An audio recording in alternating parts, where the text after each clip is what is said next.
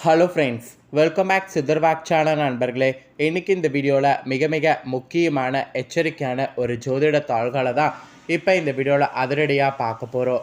ஜோதிட தாள்களை அதிரடியாக பார்க்குறதுக்கு முன்னாடி எதை பற்றிய ஜோதிட தாள்கள், என்ன மாதிரியான ஜோதிட தாள்கள் அப்படிங்கிறத ஷேர் பண்ணுறேன்.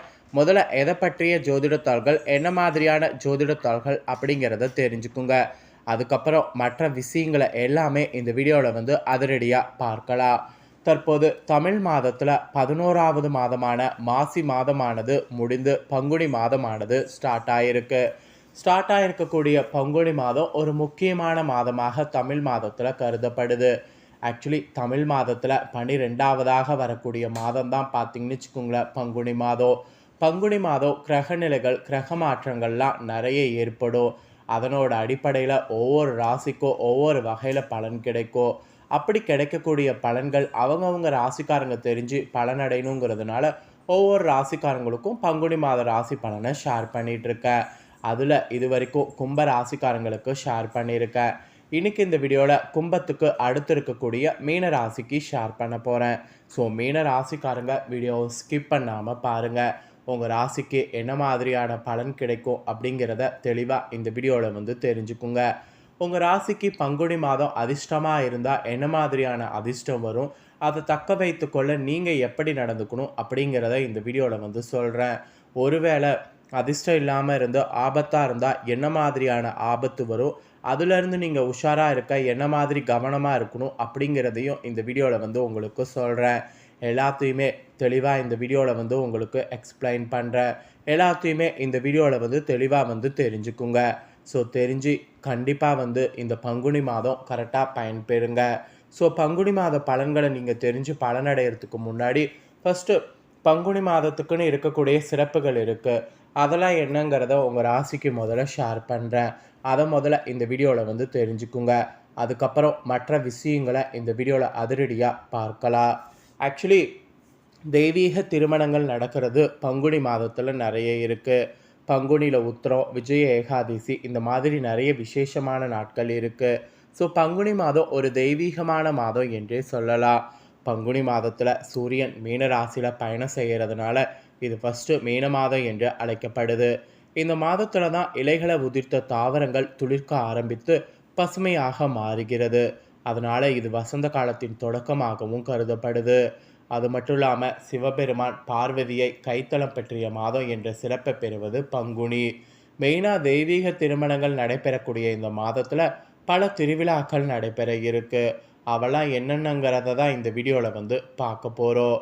புராணங்கள் சொல்லப்பட்டது இருக்கிறது போல் சகல மங்கள காரியங்களும் பங்குனி மாதத்தில் தான் நடந்திருப்பதாக ஆன்மீக ஞானிகளே குறிப்பிடுறாங்க. ஸோ இந்த மாதத்தில் அதனால் அன்னதானம், வஸ்திரதானம் மட்டும் இல்லாமல் சின்ன சின்ன தானங்கள் செய்தால் கூட 1000 பசுக்களை தானம் செய்வதற்கு ஈடாகும் என்று ஞானிகளே கூறியிருக்கிறாங்க. இப்பேற்பட்ட பங்குனி மாதத்தில் உத்திர நட்சத்திர காலத்தில் விரதம் இருந்து முருகப்பெருமான மனவுருக வேண்டினால் திருமணம் நடைபெறாமல் ஏக்கத்தோடு இருக்கக்கூடிய மீன ராசிக்காரங்க அனைவருக்கும் அந்த பாக்கியம் சித்திக்கும் என்று புராணங்களில் கூறப்படுது. பங்குனி மாதத்தில் வரக்கூடிய தேய்பிர ஏகாதசிக்கு விஜய ஏகாதசி என்று பெயர். அன்று விரதம் இருந்து இறைவனை வழிபட்டால் எடுத்த காரியம் தடையில்லாமல் நடக்கும். எதிரிகளை ஈஸியாக வெற்றி கொள்ளலாம். மெயினாக பொருளாதார முன்னேற்றம் அபாரமாக இருக்கும். ஸோ இந்த மாதிரி வச்சுக்கோங்களேன், இந்த மாதத்தில் வரக்கூடிய ஏகாதசிக்கு சிறப்பு இருக்குது.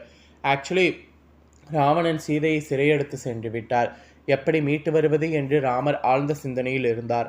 அப்பொழுது அங்கு வந்த ஒரு முனிவர் இந்த விஜய ஏகாதசி விரதத்தை அனுஷ்டிக்கும்படி கேட்டுக்கொண்டார். அதன்படி விரதம் இருந்துதான் சீதையை ராமர் மீட்டு வந்தார். அதனால தான் இந்த ஏகாதசி சக்தி வாய்ந்தது என்று தெரிவிக்கப்படுது. மெயினாக பங்குனி மாத உத்திர நட்சத்திரத்தில் சிவன் பார்வதி, முருகன் தேவியானை, ராமர் சீதை, ஆண்டாள் ரங்கமன்னர் போன்ற தெய்வங்களுடைய திருமணங்கள் நடந்ததாக புராணங்களில் குறிப்பிடப்படுது. மேலும் அர்ஜுனன், மகாலட்சுமி ஆகியோர் இந்த நாளில் தான் அவதரிக்கிறாங்க. இந்த நாளில் மேற்கொள்ளப்படக்கூடிய விரதம் கல்யாண விரதம் என்று அழைக்கப்படும். மெயினாக காரடையா நோன்பு இந்த மாதத்தில் முதல் நாளில் கடைபிடிக்கப்படுவது விசேஷம்.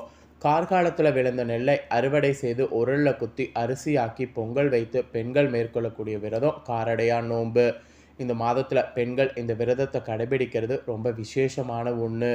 ஏன்னா சாவித்ரி யமனிடமிருந்து தன்னுடைய கணவரான சத்தியவானின் உயிரை மீட்பதற்காக விரதம் மேற்கொண்டார். சத்தியவானின் உயிரை யமன் எடுத்துக்கொண்டு செல்கிறார்.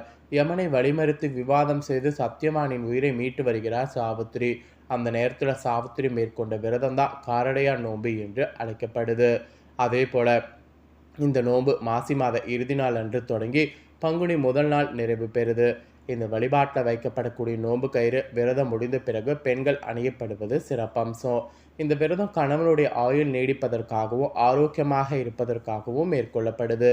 இந்த வரத்தை அம்மன் வழங்குவதாக இன்றளவும் சொல்லப்படுது. இந்த மாதத்தில் இன்னொரு நோன்பு பெண்கள் கௌரி விரதம் கூட மேற்கொண்டால் கணவருடைய அவமிருத்த யோகத்தை முறியடிக்கலாம். இந்த விரதம் மாசி மாத கடைசி நாள் தொடங்கி பங்குனி மாதம் முதல் நாளில் நிறைவு பெறுது. கணவருடைய ஆயுள் விருத்திக்கும் ஆரோக்கியத்திற்கும் இந்த விரதம் உறுதுணையாக இருக்குது. இப்படி பல சிறப்புகள் இந்த பங்குனி மாதத்தில் இருக்குது. பங்குனி மாதத்தில் இதனால் வரக்கூடிய பண்டிகைகள் ரொம்ப முக்கியம். என்னென்ன நாட்கள் எந்தெந்த பண்டிகை வரும் அப்படிங்கிறத நான் உங்களுக்கு சொல்கிறேன். அதை தெளிவாக இந்த வீடியோவில் தெரிஞ்சுக்குங்க. பங்குனியில் காரடையா நோன்பு விசேஷம், பங்குனி உத்திரம் விசேஷம், வைஷ்ணவ ஏகாதசி விசேஷம், பதஞ்சலி சித்தர் ஜெயந்தி விசேஷம், விஜய ஏகாதசி விசேஷம், சனி பிரதோஷ விசேஷம், சர்வ அமாவாசை விசேஷம், உகாதி பண்டிகை விசேஷம். இதெல்லாம் பார்த்திங்கன்னு வச்சுக்கோங்களேன், பங்குனியில் ரொம்ப விசேஷமான நாட்கள். இந்த விசேஷமான நாட்களை தவற விடக்கூடாது.